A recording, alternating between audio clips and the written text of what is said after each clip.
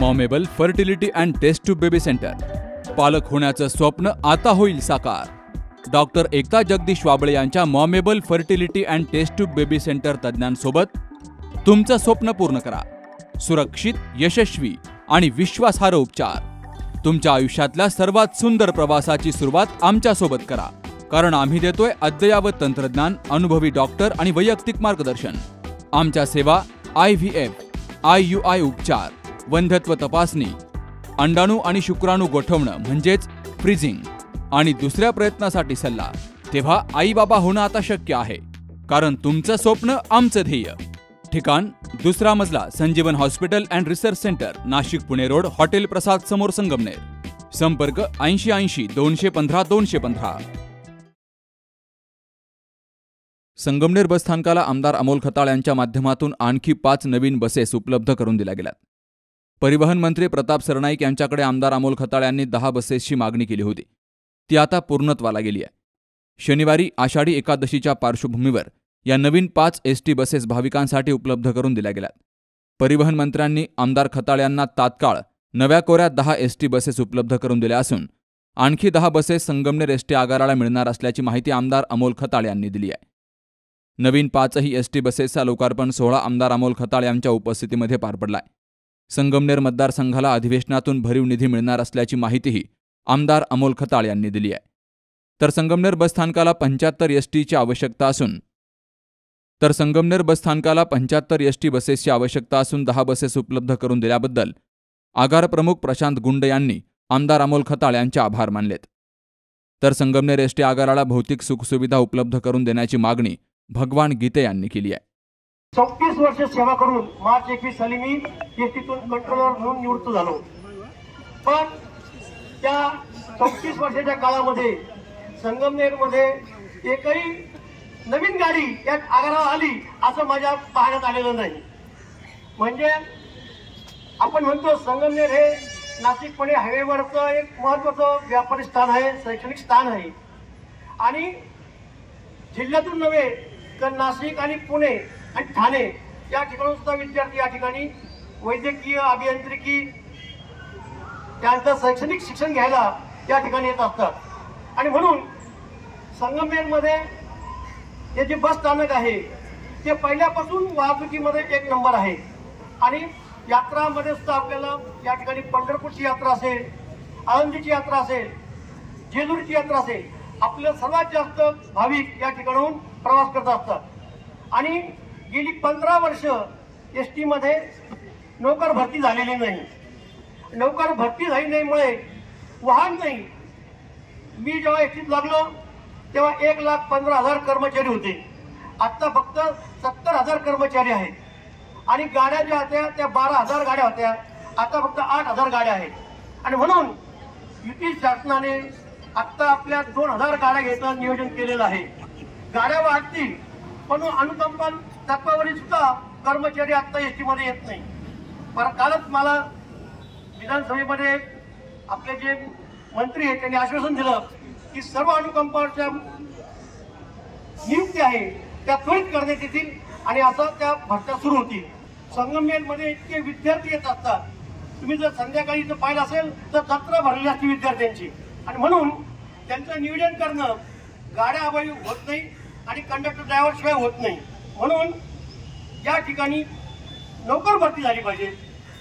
आणि जे आता सोयी सुरू केलेल्या आहेत, मुलींना मोफत पास आहे आणि जवळपासच्या सगळ्या माध्यमिक शाळा 12वी पर्यंत सर्व विद्यार्थ्यांना 66% सूट देतात. आणि ते बी आता त्यांना कॉलेजमध्ये पास मिळणार आहे. या 15 तारखेपासून सुरू झाले. आता या 2-4 दिवसामध्ये संपून जाईल. म्हणजे शाळेपासून यायला सुद्धा त्यांना जायला ST ही सोयीची आहे. त्यामुळं खाजगी प्रवासात जे अपघात होतात त्यातले ड्रायव्हर किंवा क्लीनर हे व्यवस्थित नसतात. आपल्या संगमनेर आगारामध्ये किंवा सर्व महामंडळामध्ये एक प्रशिक्षित चालक, वाहक आणि अभियांत्रिकी कर्मचारी असतात. आणि म्हणून प्रवाशांच्या जीविताला कमी धोका असतो. कारण वाहतूक म्हणली तर अपघात हा अटळ असतो. जो अपघाताने होतो तोच अपघात असतो. म्हणून आता इथून पुढे संगमनेरमध्ये त्या कर्मचाऱ्यांच्या मागचे बी आपण बोलते किंवा त्यांची 5 गाड्यांच्या लोकार्पणाची थोडी गैरसोय झाली होती त्याबद्दल कर्मचाऱ्यांच्या वतीने आम्ही सगळे दिलगिरी व्यक्त करतो. आमदार साहेबांच्या प्रयत्नातूनच अथक प्रयत्नातून या बसेस मिळालेल्या आहेत. कारण मी एसटीत येऊन 15-10 वर्ष झाले, आम्हाला एकही नवीन गाडी नाहीये. नवीन गाड्या देण्याचं खरं श्रेय आज साहेबांनाच आहे. आपले कार्यक्षम आमदार हे इतके बारीक बारीक छोट्या छोट्या गोष्टींसाठी इतकं महत्व देतात सामान्य नागरिकांसाठी. असे आमदार मी खरंच नाही पाहिले. माझा 5वा डेपो आहे, परंतु भाऊंचं असं काम आहे की कोणी जरी फोन केला, एखाद्या विद्यार्थ्यांनी जरी केला, साहेबांचं मला लगेच पुढे असते काय ते करून लगेच करून घ्या. मी पण साहेबांचं लगेच ऐकून आम्ही ते करतो. म्हणजे काम करायला उत्साह निर्माण होतो साहेबांच्या याने. जो बसस्थानक आहे साहेब, आपण मागच्या वर्षी आपण त्याला जिल्ह्यात पहिलं बक्षीस आहे आणि स्वच्छतेबाबतचं, आणि राज्यात आपला 2रा क्रमांक आहे साहेब. आपल्याला मागच्या वेळी जे सहकार्य लाभलं तेच आता सहकार्याची अपेक्षा मी अशी व्यक्त करतो. माझा कचरा आम्ही सगळं स्वच्छता करतो, परंतु जे साहेबांनी आम्हाला सीओ साहेबांनी सांगितलं की 6 प्रकारे वेगळा कचरा करायचा, म्हणजे वेगवेगळा, आणि मग तो द्यायचा, तो आम्हाला शक्य होत नाही. आमच्याकडे मॅनपॉवर कमी आहे, म्हणून मी त्यांना म्हणलं आम्ही 3 प्रकारे देतो. प्लास्टिकच्या बॉटल, प्लास्टिकच्या ह्या आणि ओला कचरा वेगळा देतो. परंतु 2 महिन्यापासून आम्हाला ट्रॅक्टर येत नाही साहेब. तुम्ही जर प्रयत्न केले तर निश्चित आमचं तेवढं काम मार्गी लागेल आणि त्या माध्यमातून आपल्या प्रवाशांना ही निरोगी सेवा मिळेल आमच्याकडनं. आणि या कचरा साठण्यामुळे ना थोडीशी दुर्गंधी वाढते, ती पण कमी होऊन जाईल. या लोकार्पण सोहळ्याला सेनेचे तालुका प्रमुख रमेश काळे, रामभाऊ रहाणे, दिनेश फटांगरे, विनोद सूर्यवंशी, ज्ञानेश्वर करपे, शिरीष मुळे, कपिल पवार, कैलास कासार यांसह महायुतीचे कार्यकर्ते मोठ्या संख्येनं हजर होते. संगमनेर तालुक्यासाठी पालकमंत्री राधाकृष्ण विखे पाटील यांच्या माध्यमातून मोठा निधी मिळणार आहे, असं आमदार अमोल खताळ यांनी सांगितलंय. निश्चितच आम्हाला आनंद आहे. महाराष्ट्र राज्याचे लोकप्रिय मुख्यमंत्री देवेंद्र फडणवीस साहेब, शिवसेनेचे मुख्य नेते उपमुख्यमंत्री नामदार एकनाथराव शिंदे साहेब, उपमुख्यमंत्री अजितदादा पवार साहेब आणि जिल्ह्याचे पालकमंत्री नामदार राधाकृष्ण विखे पाटील साहेब यांच्या मार्गदर्शनाखाली काम करताना वेळोवेळी संगमनेरच्या विकासासाठी जी मागणी आम्ही करत असतो ती सर्व आम्हाला शासन स्तरावरून पूर्ण होत असते. यापूर्वी सुद्धा मी ज्यावेळेस परिवहन मंत्री आदरणीय आपले जे आहेत त्यांच्याशी संवाद साधला असता संगमनेरबाबत बैठक घेतली होती. 23 मार्चमध्ये मला वाटतं मी त्यांना भेटलो होतो. त्यानंतर 5च दिवसामध्ये आपल्याला 5 बस दिल्या गेल्या होत्या. आणि आत्ता सुद्धा मी मागील आठवड्यात साहेबांना विनंती केली की आम्हाला बसची खूप गरज आहे, तर अजून 5 बस त्यांनी आज आपल्याला संगमनेर डेपोसाठी दिल्यात. आणि निश्चितच आपल्या संगमनेरचे डेपो मॅनेजर गुंड साहेब यांच्या आधिपत्याखाली अतिशय चांगल्या प्रकारे काम सुरू आहे. यापूर्वी मिळालेल्या 5 बस सुद्धा साहेबांनी सांगितलंय पंढरपूरला पाठवल्यात, 10 बस सुद्धा आधी पाठवल्यात. आणि अजून आज या 5 बस अशा एकूण संगमनेरातून पंढरपूरसाठी 25 बसेस वारकरी भक्तांसाठी सुरू करण्यात आल्या आहेत. त्यामुळे निश्चित एक आम्हाला संगमनेरकरांना आनंदाची गोष्ट आहे का बाकीच्या ठिकाणी अजून बसेस पहिल्याच टप्प्यातल्या येत आहे, परंतु संगमनेरमध्ये आमचे नेते शिंदे साहेब व सरनाईक साहेब यांनी दोन्ही टप्प्यातल्या 5-5 बस आम्हाला दिल्यात.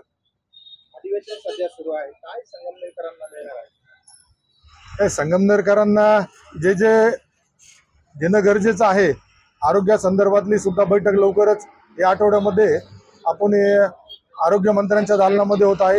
नगर विकास संदर्भातली बैठक आमचे नेते आदरणीय एकनाथराव शिंदे साहेब हे सुद्धा संगमनेर नगरपालिका हद्दीतला नगर विकास विभागातून आढावा घेणार आहे. त्यामुळं संगमनेरच्या विकासासाठी जे जे करणं शक्य आहे ते सर्व आम्ही अधिवेशनाच्या माध्यमातून जे काही अडचणी होत्या त्या सुद्धा मांडून, जिथं आज सरकारला बदनाम करण्याचा काही अधिकाऱ्यांकडून प्रयत्न होतोय तर त्यांचा सुद्धा बंदोबस्त करण्याचं काम अधिवेशनाच्या माध्यमातून आम्ही करत आहे.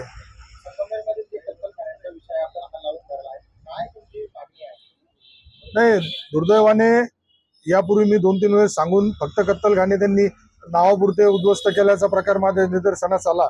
आणि ज्यावेळेस मी तारांकित प्रश्न उपस्थित केला होता तर त्या प्रश्नाला महाराष्ट्र राज्याचे मुख्यमंत्री जे आत्ताचे गृहमंत्री आहेत देवेंद्र फडणवीस साहेब यांच्या पटलावरती अतिशय चुकीची माहिती दिल्या गेली का MPD अंतर्गत एक कारवाई करण्यात आली आहे, परंतु माझ्या माहितीनुसार MPD अंतर्गत कुठलीही कारवाई झालेली नव्हती. त्यामुळं या स्थानिक पोलीस असतील किंवा त्यांचे वरिष्ठ असतील यांनी मुख्यमंत्री महोदयांची दिशाभूल केल्यामुळं त्यांच्या निलंबनाची मागणी मी लावून धरलेली आहे.